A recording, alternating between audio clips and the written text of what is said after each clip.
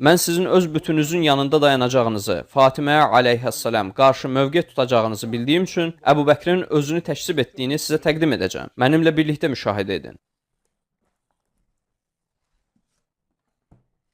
İbn Kəsirin Əl-Bidayə və Nihayə kitabı. Səhifə 240. Əhməd Əbu Sələmədən belə nəql edir. Fatimə Əbu Bəkrə dedi, əgər sən ölsən, sənin varisin kim olacaq? Məyər belə düşünürsünüz ki, Fatimə aleyhissalam Əbu Bəkrin yanına gəlib, haqqımı ver, dedi və Əbu Bəkir də ona yox dedikdə beləcə çıxıb getdi?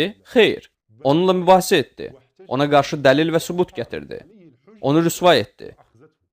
Bütün bunlar sizin kitablarınızda gizlədilmişdir.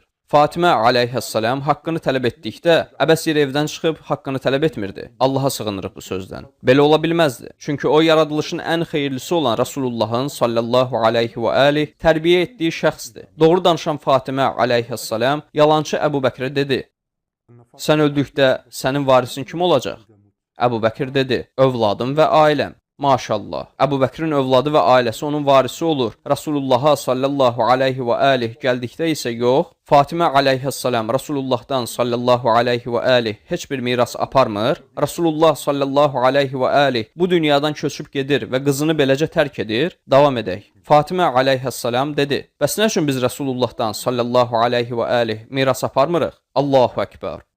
Fatimə aleyhissalam ona deyir ki, əgər sənin övladın və ailən səndən irs aparırsa, bəs nə üçün mən atamdan irs aparmıram?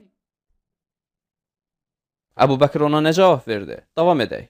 Əbu Bəkir dedi, Rasulullahın belə dediyini eşitdim. Əbu Bəkir Rasulullahın buyurduğunu eşidib, amma Fatimə aleyhissalam Rasulullahın sallallahu aleyhi və aleyh buyurduğunu eşitməyib. Nə buyurub Rasulullah sallallahu aleyhi və aleyh? Belə buyurub, Peyğəmbər miras vermir. Hədis səhihdir. Maşallah. Əbu Bəkir Rasulullahın sallallahu aleyhi və aleyh belə buyurduğunu eşidib, amma Rasulullahın sallallahu aleyhi və aleyh qızı atasının nə dediyini eşitməyib. Fatimə aleyhissalam başqa plan